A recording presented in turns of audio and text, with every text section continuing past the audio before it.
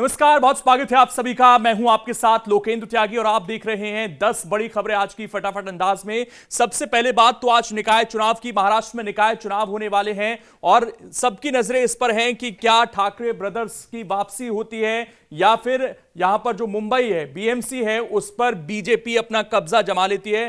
Results पर सबकी नजरें बनी हुई हैं। इसके अलावा अगली खबर की बात करें तो पाकिस्तान अपनी हरकतों से बाज नहीं आ रहा है। एक बार फिर से जो है ड्रोन दिखाई दिए हैं, तस्वीरें आप देख सकते हैं। पाकिस्तानी ड्रोन जो हैं वो दिखाई दिए हैं जम्मू कश्मीर के पुंछ जिले में। एक बार फिर से नियंत्रण रेखा से सटे दिडवार तेड़वा इलाके में पाकिस्तानी ड्रोन देखे जाने की सूचना मिली। कुछ देर मंडराने के बाद ड्रोन वापस पाक अधिकृत क्षेत्र की ओर लौट गए हैं और ये लगातार घटनाएं जो हैं घट रही हैं। 7 दिनों में तीसरी साजिश जो है पाकिस्तान की नाकाम हुई है। कहीं ना कहीं उकसावे की कार्रवाई जो है वो कर रहा है। इस बीच ट्रंप की चेतावनी पर ईरान ने 800 लोगों की फांसी जो है रोक दी है। व्हाइट हाउस बोला कि हालात पर जो है हम लगातार नजर बनाए हुए हैं।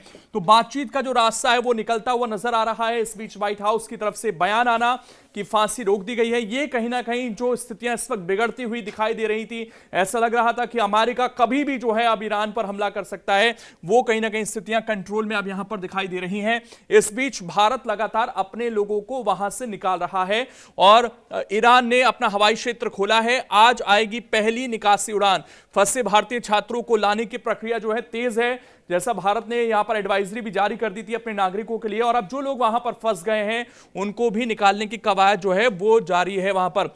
इस बीच दिल्ली हाईकोर्ट का एक बड़ा इसमें फैसला जो है आया है, बड़ी टिप्पणी आई है जिसमें कहा गया है कि पॉक्सो कानून का मकसद है यौन शोषण रोकना, सहमति से बने रोमांटिक रिश्तों को अपराध बनाना नहीं। ये उन्होंने पॉक्सो को लेकर साफ तौर पर यहां पर बात कही है, यानी कि अगर अपराध हुआ है तो केवल उसको ही अपराध माना जाए। जो आपसी सहमति से अगर रिश्ते बने हैं तो उनको अपराध की श्रेणी में पॉक्सो में ना लाया जाए। यह हाईकोर्ट की तरफ से एक टिप्पणी जो है वो निकलकर सामने आती है। इसके अलावा एक यूपी में जो है भीषण हादसा देखने को मिला है। ये तस्वीरें जरा आप देख लीजिए, दिल रोंगटे खड़े कर देने वाली ये तस्वीरें, दिल दहला देने वाली तस्वीरें हैं। 100 की स्पीड पर थी स्कॉर्पियो ने 5 लोगों को रौंद दिया, जिसमें से 1 की मौत हो गई है। चालक को गिरफ्तार कर लिया गया है। 3 वाहन इसमें क्षतिग्रस्त भी हुए हैं। तो इसकी स्पीड बहुत ज्यादा थी, 100 की स्पीड थी स्कॉर्पियो और ये रौंदते हुए लोगों को आगे बढ़ी है। इसके अलावा दिल्ली में जाम की समस्या को दूर करने के लिए गुरुवार से एक अनूठी पहल की गई है और इसको कुछ इलाकों में जो है इंप्लीमेंट किया गया है। ये कहा गया है कि जाम कम करने के लिए दिल्ली में पहली बार राइट लेफ्ट पार्किंग शुरू की गई है। नेहरू प्लेस कालकाजी रोड पर ट्रायल शुरू हुआ है और इसमें कहा गया है कि एक दिन लेफ्ट साइड पर गाड़ियों को पार्किंग दी जाएगी और एक दिन राइट साइड पर। अब ये कितना कामयाब होता है ये देखने वाली बात होगी। इस पर आपकी कुछ राय है तो कमेंट कर जरूर बताइएगा। वहीं एक भारत के लिहाज से खबर निकलकर सामने आई है जो बिजनेस से जुड़ी हुई है। अमेरिकी टैरिफ बेअसर हैं, भारत का एक्सपोर्ट रैक पर है। दोनों देशों की ट्रेड डील की राह भी साफ हो रही है। कुछ दिन पहले जो यहां पर अमेरिकी अधिकारियों की तरफ से बयान भी सामने आया था कि ट्रेड डील होगी, उस पर बातचीत चल रही है।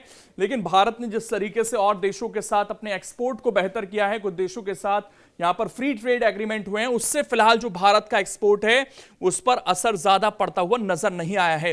दूसरी तरफ जो मौसम है इस वक्त, चाहे मैदानी इलाके हों या पहाड़ी इलाके हों, वहां पर राहत मिलती हुई नजर नहीं आ रही है। कुछ इस तरह की तस्वीरें हैं। दिल्ली, उत्तर प्रदेश जैसे इलाकों में आपको बता दें कि 2 से 3 डिग्री टेम्परेचर पहुंच रहा है और ऐसे में अगले 2-3 दिनों में हल्की बूंदाबांदी भी जो है उत्तर प्रदेश के और कुछ दूसरे राज्यों में जो है वो देखने को मिल सकती है। तो ठंड का सितम भी जो है वो लगातार जारी है। इस बीच बांग्लादेश में ना सिर्फ वहां की सत्ता में, वहां पर हम देख रहे हैं कि किस तरीके से एक अनरेस्ट जैसी सिचुएशन है, लगातार वहां पर हिंसा हो रही है। इस बीच क्रिकेट में भी सब कुछ ठीक नहीं चल रहा है।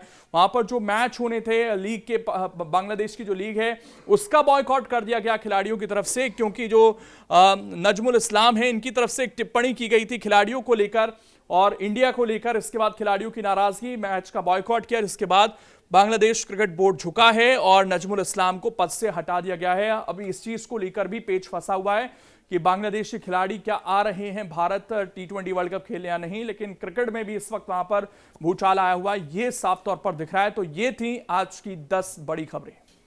अगर आप ये वीडियो YouTube पर देख रहे हैं तो हमारे चैनल को सब्सक्राइब कर बेल आइकन दबाएं और Facebook पर देख रहे हैं तो हमारे पेज को लाइक करें।